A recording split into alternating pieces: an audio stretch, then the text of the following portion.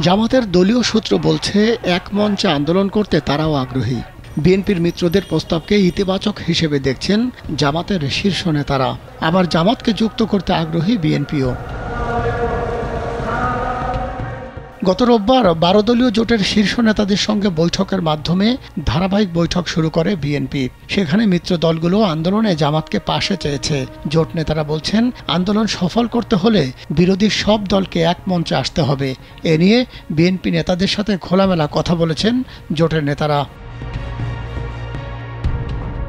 12 দলীয় জোটের সমন্বয়ক সৈয়দ এহসানুল হুদা ও জোটের শরিক লেবার পার্টির চেয়ারম্যান লায়ন ফারুক রহমান অভিন্ন সুরে কালবেলাকে বলেন, ডান বাম বিভিন্ন দল ও জোটকে আন্দোলনে যুক্ত করার বিষয়ে বৈঠক থেকে পরামর্শ এসেছে।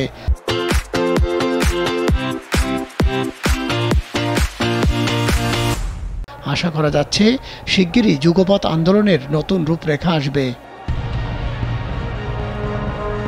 গত 7 জানুয়ারি দ্বাদশ জাতীয় সংসদ নির্বাচনের পর এখন বিএনপি নেতারাও চাইছেন জোটকে আরও বড় করতে। গত বৃহস্পতিবার বিএনপি মহাসচিব মির্জা ফখরুল ইসলাম আলমগীর এক অনুষ্ঠানে বলেছেন, আমাদের সামনে আর কোনো বিকল্প নেই।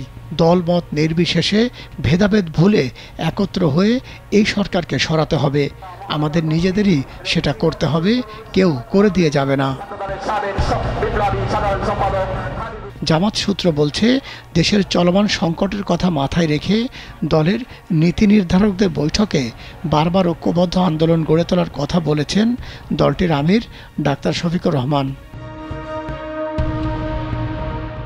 জামাত ইসলামীর কেন্দ্রীয় সেক্রেটারি জেনারেল অধ্যাপক মিয়া গোলাম পরোয়ার কালবেলাকে বলেন, বিভিন্ন দল ও জোটের রাজনৈতিক আদর্শ ভিন্ন থাকতে পারে, তা সত্ত্বেও একই ইস্যুতে দলগুলোর ঐক্যমত ও সমন্বিত দৃষ্টিভঙ্গি আন্দোলনের সফলতার জন্য খুবই প্রয়োজন।